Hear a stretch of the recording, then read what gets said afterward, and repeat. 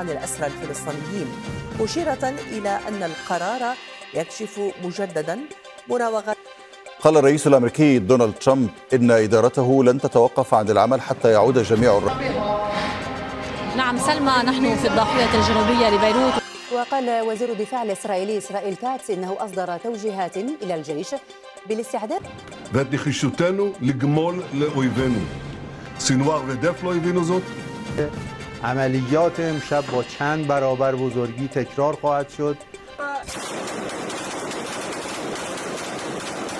والعدوان الأمريكي البريطاني.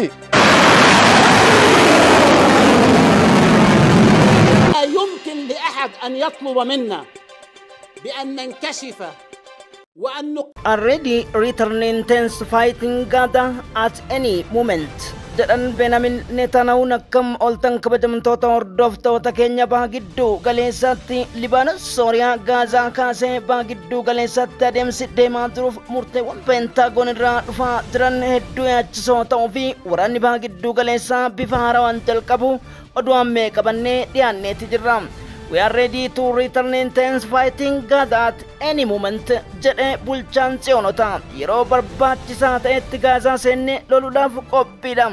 Sababni uguramtoota keenya akka isaan qondaaltotaaf miseensota waraanaa dhungachiisaniif gochoonni gidiraa seera idilaa addunyaa irratti hidhamtoota irratti raawwatame kan nu yaachiseef ta'uun Filisxeemota 602 tursiisuu dandeenye. Adeemsi kun uguramtoota keenyatti aanu yoon sirreessin balaa bira qabatee dhufa jechuufi awwaalcha reeffa sirna Haaji Hasan Nasrallah rahmanni rabbii irratti haa jiraatu kan magfiraa fi araaramaadha. Libaanos kumoota kurnan hedduun akkasumas biyyoonni Arabaa kallattiin sirnicha osoo hordofuutti jiran jettiiwwan xiyyaara hedduu kibba dayaa kifar kilaa fi akkasumas Ayitaa Shaab irratti kan haleellaa fudhatan ta'uu Hizbollaan beeksisuun galgala kana ammoo kutaawwan akka Ashkaloonii fi Haifaan haleelamuutu dhagaamee loltoonni Israa'el 2 madaa'us Tel Aviv beeksiftee jirti. Gabaasa kallattiin dhiyaatan akkasumas Sooriyaa Damaskoo qarqaratti haleellaa jettiiwwan Israa'eliin fudhatanii siviilonni Sooriyaa 3 kan ajjeefaman ta'uudha beeksifameeti jira. Gama biraatiin haleellawwan gurguddoon tarkaanfii yoom eeggama jechuun pirezidaanti Maasuud Peezekshiyaan qondaaltota waraanaa walitti waamuun Pentagon fi akkasumas Tel Aviv rifachiise jedha. Aljazeera, Axios, Independent, Hindustan Times, Times of India, Associated Press, Reuters kanneen kana fakkaatan Almaadiyaa Libaanos wabeeffachuun gabaasa addaa qabna. Hanga xumura sagantaa keenyatti nu faana bu'aa dhimbibbaan viidiyoolee kanan gara balbaloomitti ceena. الحوار الوطني أنها ستبدأ توجيه الدعوات للمؤتمر وأن الشخصيات المدعوة للمؤتمر ستصل للعاصمة دمشق يوم الחיסולו של חסן נסראללה, ראש ארגון הטרור של חיזבאללה ב-30 השנים האחרונות. أكبر حماقة في تاريخك ووجودك.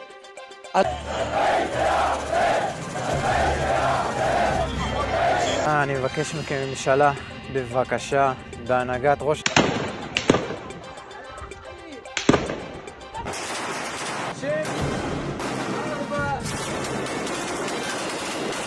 are brought to justice. They do not deserve to walk this earth.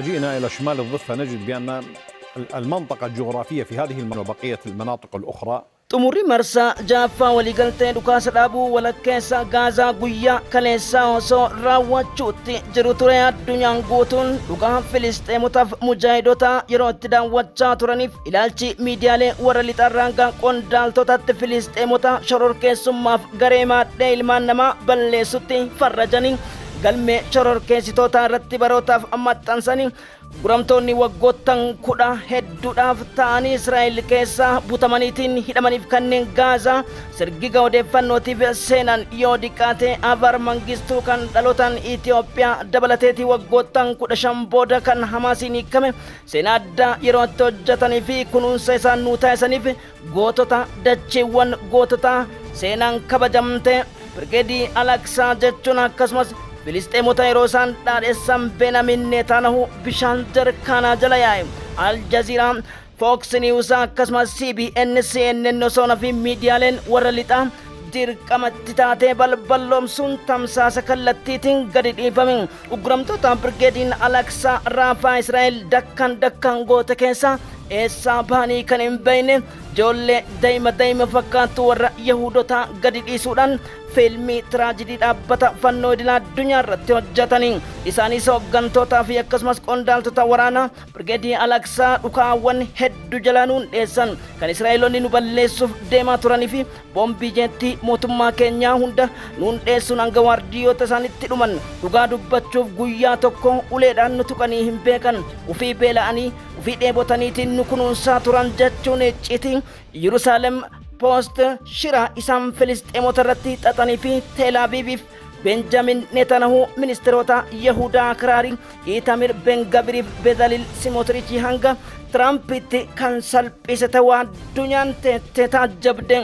Filisxeemonni hawaasa nagayaa ta'uu fi Islaamni shororkeessaa idil addunyaa kan ta'anii fi ummata nagayaa akka ta'e yeroo jalqabaatiif yoo himan dhugaan dirree jirtuun bibittinnooyte. Netanyahu miilli jalaa fuudhame. Newsweek, Middle East Monitor, Associated Press fi Reuters dubbitti mi'eessanii. Israa'el hostage keeping Al-Aqsa Fighters Group jechuun gadi baase. בבקשה, בהנהגת ראש הממשלה. Gidiras rakkoos argine tijirra akkasumas bu'aa bahiiwwan hedduu keessattuu wajjin dararaman waa hedduu ta'an ni gaha. Kanaan booda wanti jiru dachii gootota dachiiwwan Gaazaa bareedduu kana akka waliigaltan abdii qabna. Nuti jiraanneet hadha kana goone kanas dura isinii dhaamuu barbaanna guyyaa kana ni agarra jenneetis yaanne.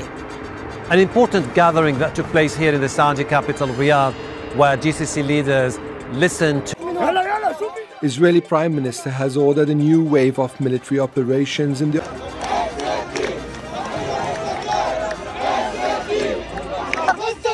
وقال وزير الدفاع الإسرائيلي إسرائيل كاتس إنه أصدر توجيهات إلى الجيش بالاستعداد للبقاء بشكل مستمر من المخيمات طويل الأمد وأنه تم إخلاء خلال هذه الفترة ما يقارب 40,000 فلسطيني من هذه المناطق مما يعني بأنه يمكن أن تكون هناك نقاط ثابتة للجيش الإسرائيلي في هذه العملية التي تجري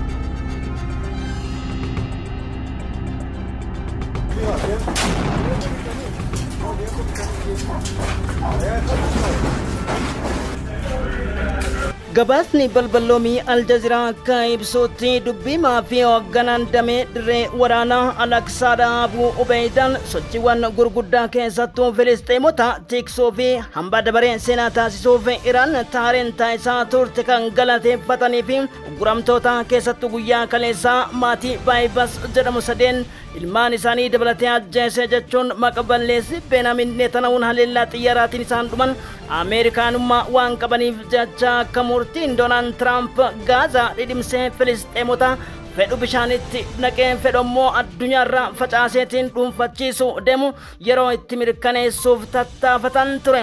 Haa ta'uutii sochiiwwan dippiloomaasii biyyoota Arabaa liigiin biyyoota Arabaaf jaarmiyaan Islamic Organization Corporation jedhamu gamtaan tokkummaa amantii islaamaa idila addunyaadha dura dhaabbachuuf kaayiroon adda durummaan dhimma murtii kanaaf waamicha Doonaald Tiraamp jala gurra cufachuun galata jalqabaa yoo ta'u kan lammataa wareegama Filisxeemonni Gaazaa keessatti taasisanii fi qe'ee isaanii keessatti beelaaf agabuu ibidda dhiigaaf lafee itti cabsaatiin halkaniif guyyaarraan gaya waan taateef izni rabbiitiin si'achis taanaan masgidul Alaqsaa taate dhugaan Filisxeemota eenyus haalee eenyus amanee hin baddu abdii qabna ittis amanna heeras qabna kaleessa rabbiin dubbate jechuun haasawa isaanii keessatti dhageessan. Dhaabbanni fannoo diimaa idila addunyaadha walii jijjiirraa hidhamtoota har'a taasifaniif marsaa jaffaa kana irratti waliigaltee daangaa dhukaasa dhaabuu Hamaas kan cabsin ibsa jaarmiyaa mootummoota gamtoomanii fi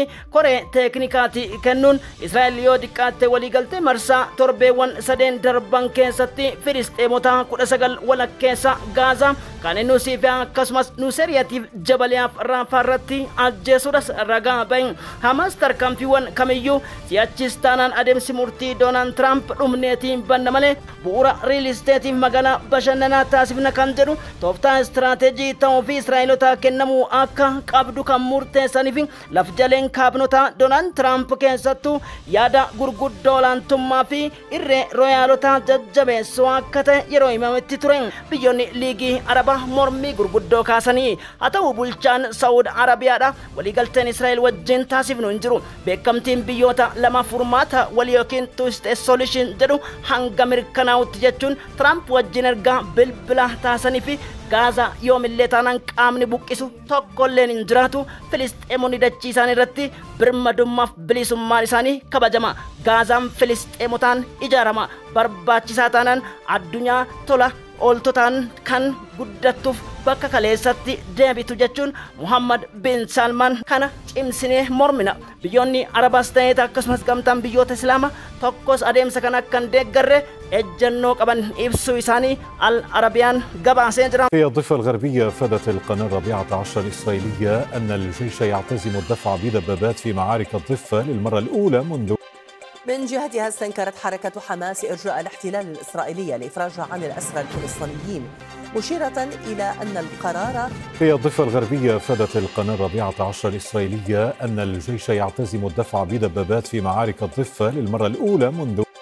من جهتها استنكرت حركة حماس إرجاء الاحتلال الإسرائيلي لإفراجها عن الأسرى الفلسطينيين مشيرة إلى أن القرار. מחנות הפליטים הם משמידים תשתיות טרור, מחסלים מחבלים והם יישארו שם. Israa'eloonni shiraa fi gocha akkasumas qindeessi meeshaa siyaasatti dhimma ba'uun guramtoota keenya yeroo hiikanitti salphisu kanneen dirqisiisuu birootti humni shororkeessaa ummata keenya gidirsuun waggoota tokkoof ji'a 5 akkasumas kanneen waggoota 10 Umar Shaa'imii fi akkasumas Avar Mangistuu dabalatee inni taasise gocha qaanessaa propoogandaati. Kanaaf Israa'el filannoowwan shororkeessitoonni tibba kana Tel Avivitti taasisan akkasumas nuti eenyu akka taane warri naannoo kana jiranis humnoonni maadhee kanaan amalli isaaniidha adabachuu hin dandeenyee fi gatii fi hin beekne gatii Israa'elotaa beekan kanneen kana qindeessanis dhiyootti argatu jiru na amanaa.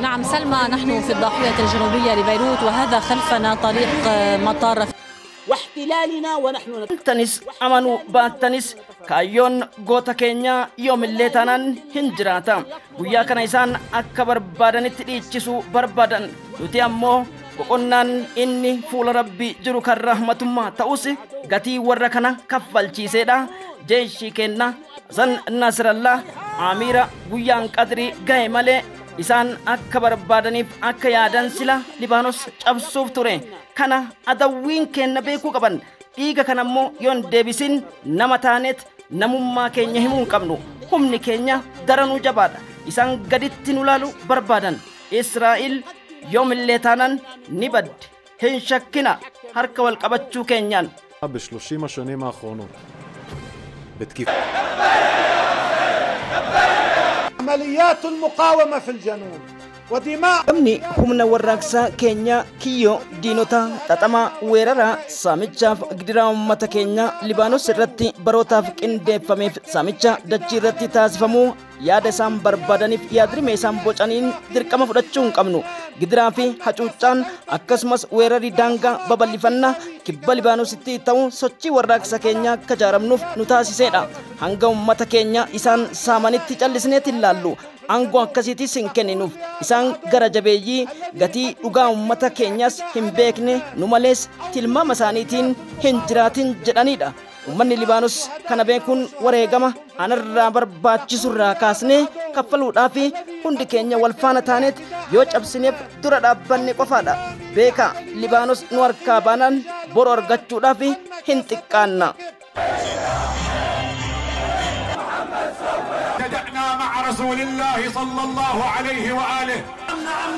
Tens of thousands of people in Lebanon are gathering to pay their last respects to Hezbollah's late leader Hassan Nasrallah. These are live pictures from Beirut. warri lafee nama nyaachuuf dhiiga nama xuuxu malee dhugaa hin qabne ganoota muumintoota akkasumas gidduu galeessaa onsuuf impaayera Israa'el gudditti ijaaruuf Ameerikaan ammas gara Libaanoosiif daangaa Gaazatti waraana erguuf baajata baasuu isaanii dura dhaabbanna jedhan miseensi mana maree hoogganaa mana maree Iraanota Muhammad Bahagaarii Galibaa fi sirna kaleessaa waalchaa Haji Hassan Nasrallah Libaanoositti taasifame miliyoononni kan irratti argamaniif addunyaan kan ajaa'ibsiifatte irratti jeentiiwwan Israa'eliidha imalli isaan taasisanii fi kibba dayyaa irratti iddoowwan awwaalcha misaa'ilotaaf rooketii Hizbollaa jechuun haleellaan isii raawwatteen hanga ammaatti siviilonni ajjeefaman jedhan 8 gahuudha ministeerri fayyaa Beerut beeksisee jira. Hizbollaan haleellaa kanaan har'a Meeroo'ee akkasumas Masaariyaa fi iddoowwan akka Eelaat jedhaman irratti misaa'ilota gurguddaa dhukaasuu fi Ansaronni Yamanii dhimma kana wal qabateetti ture kaleessa kan ibsa baasan F-60 xiyyaara beekamaa Ameerikaaf M9 jedhaman qajeelfama gurguddaa diippoowwan gurguddootaan galoo galaana irratti adamsuuf kabdeeman S-300 misaayilii jedhamuun toftawwan addaatiin rukutanii buusoo Ameerikaan amante Doonaald Tiraamp ilkaan ciniinnatan Naayib Qaasim hoogganaan Hizbollaadha. Seenaan guddaan Libaanos irratti raawwatametti fufam humni adawwiiwwan Yahuudota Filisxeemiin dowwisanii Libaanositti dabranii Sooriyaa dhuunfachuun amrii warra Jiwishoota galmaan gahuu barbaadan wallahi akka isaanii milkooyne isaanii mirkaneessuu barbaanna. Humni keenya har'asii dhaabbii guddaa akka qabuuf osoo lubbuun jirru masgidul alaqsaa taate Beerut hin weeraramtu abjuu itti fakkaata. Har'a teekinooloojii kamuu qabaachuu danda'an teekinooloojiin isaanii amrii rabbiitiin caba jechuu waamicha dhiyeessuun xiyyaara aramaa fi magfiraa hojiiwwan isaan hojjetan hunda yeroo itti uummata Libaanoosiif ibsa taasisan jechuun Al-Arabiyaan gabaase. Political order. نحن لا نؤيد استقالة الحكومة الحالية. We're against the government's resignation because we will face a huge vote. According to Reuters and Fox News, U.S. officials have confirmed that the Houthi rebels fired surface-to-air missiles at a U.S. fighter jet and an MQ-9 Reaper drone this week, but failed to hit متطلبات المعركة وتحدياتها مع العدو الصهيوني. Adeemsi meeshaawwan dhimma teekinooloojiif haleellawwan akkasumas istiraateejii fi qormaata gurguddoo meeshaa teekinooloojiitiin nu didimsuu fi nu balleessuu ittiin barbaadaniif nu adabachiisuu barbaadan gonkumaa duubatti nu deebisu hangamis ta'u ta'umsi lafaatis qormaanni gurguddoon fageenyi haalli qabatamaan amma jiru tsiyoonota yookiin yahuudotaan olaantummaan fudhatamuus olaantummaa isaanii cabsuuf halkanii guyyaa hojjechaati jirra. Gochoonni Filisxeemota irratti raawwatamaa jiran akka isaan cinaa dhaabbannuuf dhugaa isaaniitiif yoomillee taanaan haleellaa isaaniitiif deebii taasifnudha. Galoo galaana keenya irratti humna qabnuun Filisxeemota hangaara galfii argatanitti haleellaan lammaffaa nageenya ammas akka isaan hin argamneef adeemsaan deemanii fi baha gidduu galeessaa keessatti gochi isaan keessattuu Yerusaalem dhuunfachuuf deemaniif olaantummaa Filisxeemota Gaazaa keessaa duguuguu abadan hin dalagu. Nuti ilmaan Yemanoota obboleewwan keenya Filisxeem cinaa dhaabbachuuf ga'umsa misaa'ilota keenya yeroo irraa fooyyessine isaan dhidhimsuuf adabachiisu kanneen shariikota Ameerikaa, Ingilizii fi galoo galaanaa diimaatii fi akkasumas eenyuun ahmar irratti fayyadamaniif galaana Arabiyaa irratti dhimma bahan kamiyyuu guruun dirqamaadha. Guyyaan nuti haleellaa irraa dhaabnu akkuma kanaan dura dubbanne yoo isaan haragalfii Filisxeemotaa kennanii nagaa fuufiinsaa kan raawwatan ta'edha. Haleellaan bifa biraatiin ammas qindaa'ee Gaazaa irratti raawwatamu fudhataman qabu jedhan Yahyaa Sariyaa. مع العدو الصهيوني وتنجح في الوصول إلى أهدافها.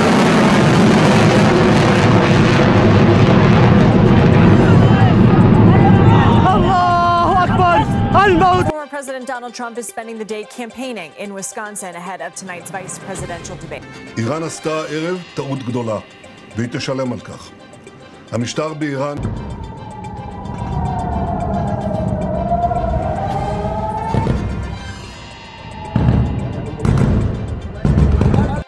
Iraanonni dogongora guddaa raawwatan dogongora qofa osoo hin ta'in gatiiwwan doolaarota miliyoonotaan kafaluuf jirtan kun waan qabatamaadha. Haleellaa fi raawwii har'a dogongortan kanaaf gochoota badii kanaaf ammoo gatiin isin kafaluu jirtan kan of qopheessitan ta'uu isinii himuu barbaanna. Birmadummaa biyya keenya kabachiisuuf akkasumas nageenyummaa keenya kabachiisuuf tarkaanfii yeroo barbaachisaa ta'etti fudhachuudhaaf Israa'el ni dirqamti. Kanaaf gochoota har'a raawwattaniif dachaa isinii deebi'uudha jala murreetti isin akeekkachiifna jedhani.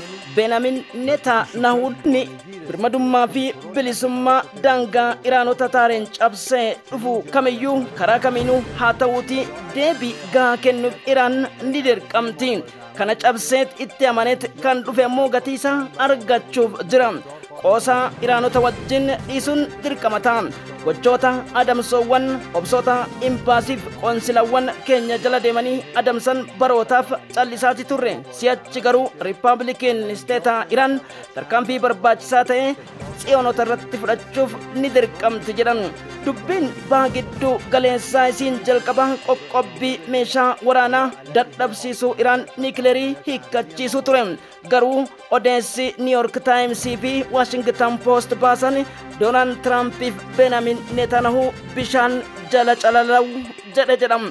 Sababni isaatis Riippaabilikiin Isteeta Iraanota Shi'aa Musliima har'a Pireezidaanti Masuud Pezeshkian amantanis dhiistanis Iraan haleellawwan Israa'el wajjinis ta'e Ameerikaa wajjin deebiin deebistu niikileerii akka ta'u shakkiin taasisinaa jedhan. Threatening others is a blatant violation of international law and the UN Charter. Also, when it comes to a country like the Islamic Republic of Iran, the response is clear. They cannot do to focus on their sole mission, defeating America's enemies.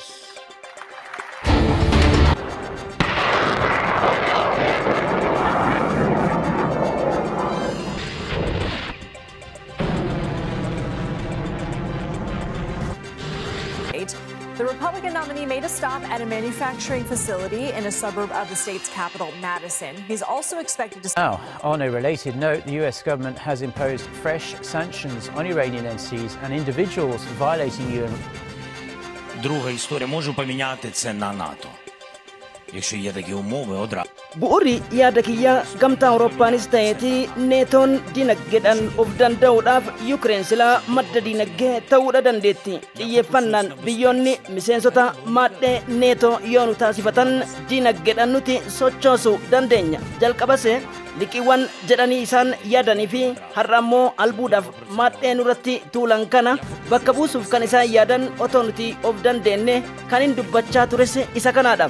Booda akka isaan nu harcaasanis hin wallaalle. Bin baha gidduu galeessaa isiin jalqaba qoqqobbii meeshaa waraanaa dadhabsiisuu Iraan niikileerii hiikkachiisuu ture. Garuu odeessi New York Times fi Washington Post baasan Donald Trumpiif Benjamin Netanyahu bishaan jala calalaw jedhama.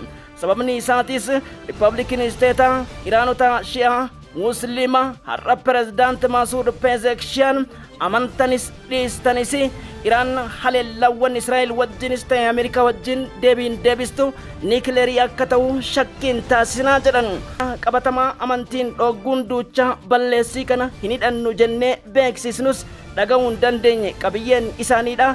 Keemikaalota misaa'elota irratti nuti fayyadamnuu fi humna Riippaabilikii Iraan qoqqobbiiwwan 674 dadhabsiisanii kan biraatiif ce'u.